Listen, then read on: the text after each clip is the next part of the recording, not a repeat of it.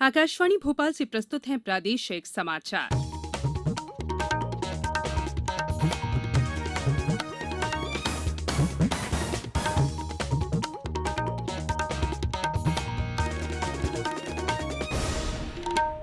नमस्कार, समाचारों के साथ मैं संयुक्ता बैनर्जी। पहले मुख्य समाचार। देश में कोरोना वायरस के टीके के लिए क्लिनिकल ट्रायल शुरू, केंद्रीय स्वास्थ्य मंत्री ने कहा, मिल रहे हैं सकारात्मक संकेत। कोविड-19 के बढ़ते मरीजों के बीच प्रदेश में आज लागू रहेगा टोटल लॉकडाउन, जरूरी सेवाओं पर नहीं पड़ेगा असर। राज्य में फिलहाल नहीं खुलेंगे स्कूल, शिक्षा मंत्री ने कहा, शिक्षक मोहल्लों में जाकर कराएंगे पढ़ाई।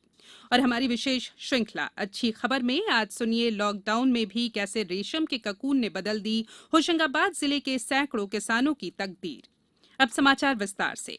केंद्रीय स्वास्थ्य मंत्री डॉक्टर हर्षवर्धन ने कहा है कि देश में कोरोना वायरस का टीका विकसित करने की दिशा में मानव पर परीक्षण शुरू हो गए हैं और कोविड-19 के खिलाफ संघर्ष निर्णायक दौर पर पहुंच गया है। एक ट्वीट में डॉक्टर हर्षवर्धन ने कहा कि टीका विकसित करने के प्रयास पिछले कई महीनों से जारी थे और इस दिशा में सकारात्मक संकेत मिले हैं। प्रदेश में आज टोटल लॉकडाउन है। इस दौरान जरूरी सेवाएं ही जारी रहेंगी। गृह मंत्री डॉक्टर नरोत्तम मिश्र ने एक ट्वीट के माध्यम से ये जानकारी देते हुए कहा कि हम कोरोना महामारी पर नियंत्रण में जुटे हैं। इसको देखते हुए हर रविवार प्रदेश में टोटल लॉकडाउन जारी रहेगा। उन्होंने कहा कि अलग अलग क्षेत्रों में कोरोना वायरस संक्रमण की स्थिति को देखते हुए स्थानीय स्तर पर लॉकडाउन का फैसला लिया जा रहा है। उधर जबलपुर जिला कलेक्टर ने सोमवार शाम 5 बजे तक लॉकडाउन की घोषणा की है। जिले की नगर निगम सीमा के अंतर्गत आने वाले क्षेत्रों में अति आवश्यक वस्तुओं की डिलीवरी की व्यवस्था जारी रहेगी।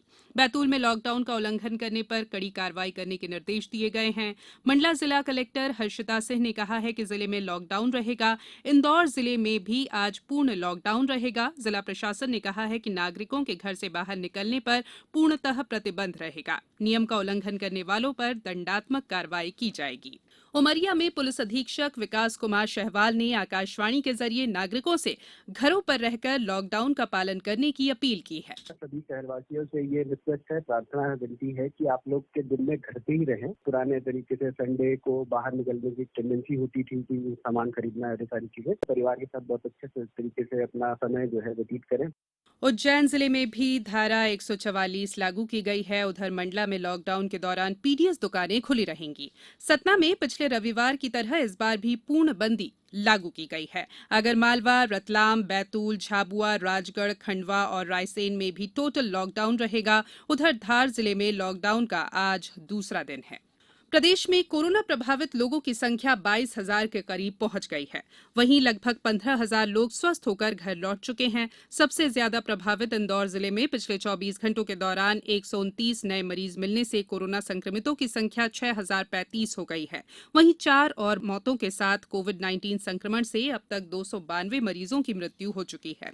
जिले के विभिन्न अस्पतालों में 1505 कोरोना प्रभावितों का उपचार जारी है। कल 63 मरीजों के कोरोना संक्रमण के मुक्त होने के साथ ही अब तक 4,238 मरीज स्वस्थ हो चुके हैं।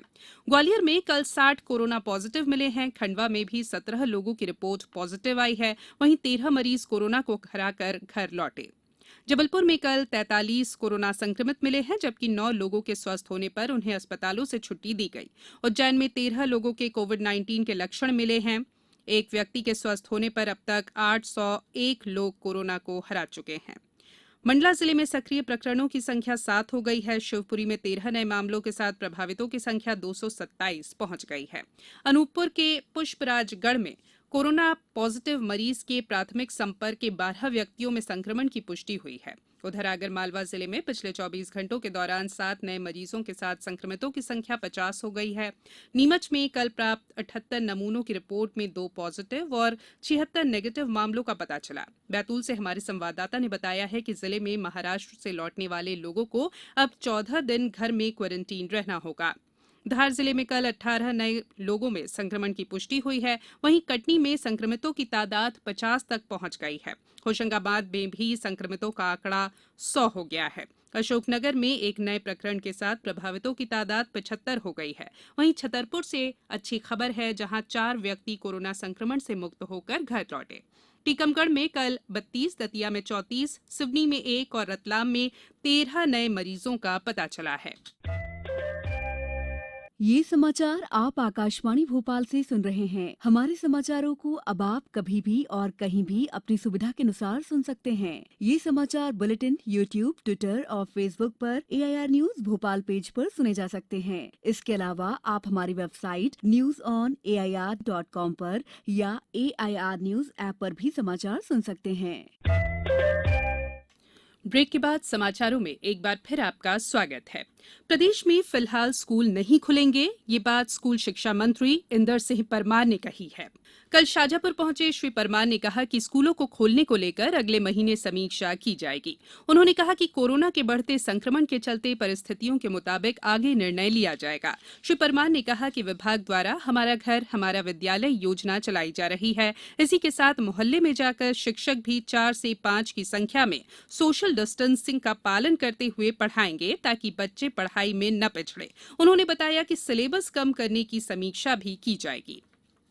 हमारी विशेष श्रृंखला अच्छी खबर के 54वें अंक में आज सुनिए होशंगाबाद जिले में लॉकडाउन के दौरान रेशम के ककून ने कैसे बदल दी सैकड़ों किसानों की तकदीर। अच्छी खबर में आप हर रविवार रूबरू होते हैं प्रदेश के किसी भी इलाके की उस खबर से जो सकारात्मक है और समाज को दिशा देने में मददगार हो सकती है।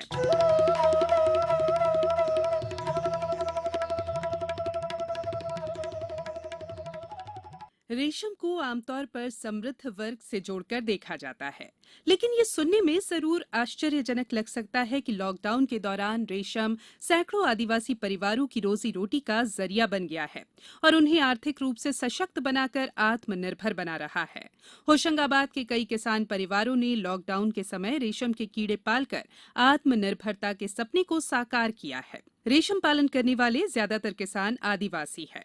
लॉकडाउन में किसानों ने करीब 25 किलो ककून एकत्रित कर 60 लाख रुपए तक कमाए, जिससे किसानों को लॉकडाउन के दौरान भी आर्थिक लाभ हुआ है। मैं ऊषा कुशवाहा ग्राम महंगो तहसील वनखेड़ी। लॉकडाउन के चलते रेशम की खेती से हमें समय पर रेशम विभाग द्वारा भुगतान किया जा रहा है और विभाग हमें समय पर मार्गदर्शन दे रहा है, जिससे मैं विभाग की बहुत बहुत आभारी रहूंगी। प्रकाश कुमार कुशवाहा विगत 6 वर्षों से रेशम की खेती अपनाकर 1 एकड़ खेती से 1 लाख रुपए से 2 लाख रुपए की आमदनी प्राप्त हो जाती है, जिससे मेरी एवं मेरे परिवार की आर्थिक स्थिति बहुत अच्छी हो गई है। दरअसल मध्य प्रदेश के अलावा बंगाल, कर्नाटक, आंध्र प्रदेश, उत्तर प्रदेश, महाराष्ट्र, ओडिशा, छत्तीसगढ़, बिहार और झारखंड में सिल्क की साड़ियां और अन्य परिधान बनाने वाले कारीगर और संस्थान होशंगाबाद से रेशम का धागा खरीद कर ले जाते हैं। जिला रेशम अधिकारी शरद श्रीवास्तव ने बताया कि रेशम मुनाफे की खेती है। ऐसे में जिले के 20 गांव के करीब 700 किसान परिवारों ने रेशम के कीड़े पालने को आजीविका बनाकर समझदारी दिखाई है। उम्मीद करते हैं कि जिले के अधिक से अधिक किसान रेशम कृमि पालन योजना को अपनाएंगे और अपने एक्स्ट्रा सोर्स ऑफ इनकम खुद के गांव में खुद की जमीन से अर्जित करेंगे। गौरतलब है कि मध्य प्रदेश में रेशम विभाग साल भर में किसानों से 5 करोड़ रुपए के ककून खरीदकर धागा तैयार करता है। किसानों को भरोसा है कि यदि इस क्षेत्र पर ठीक से ध्यान दिया जाए तो देश रेशम उत्पादन के मामले में आत्मनिर्भर बन सकता है। होशंगाबाद से तनुज तिवारी के साथ समाचार कक्ष से मैं संयुक्ता बनर्जी।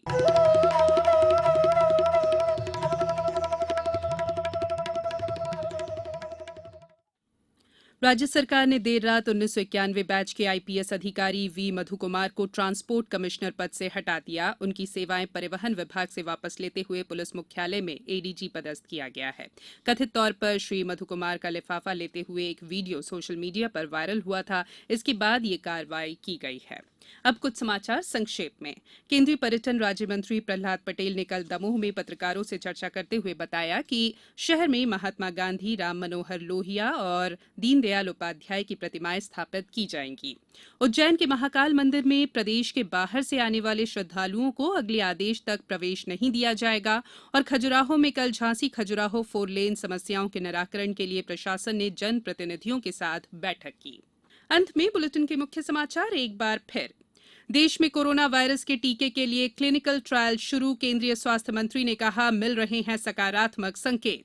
कोविड-19 के बढ़ते मरीजों के बीच प्रदेश में आज लागू रहेगा टोटल लॉकडाउन। जरूरी सेवाओं पर नहीं पड़ेगा असर। राज्य में फिलहाल नहीं खुलेंगे स्कूल। शिक्षा मंत्री ने कहा, शिक्षक मोहल्लों में जाकर कराएंगे पढ़ाई। और हमारी विशेष श्रृंखला अच्छी खबर में आज आपने सुनी लॉकडाउन में भी कैसे रेशम के ककून ने बदल दी होशंगाबाद जिले के सैकड़ों किसानों की तकदीर। इस बुलेटिन में इतना ही। घर में रहिए, सुरक्षित रहिए और सुनते रहिए आकाशवाणी। नमस्कार।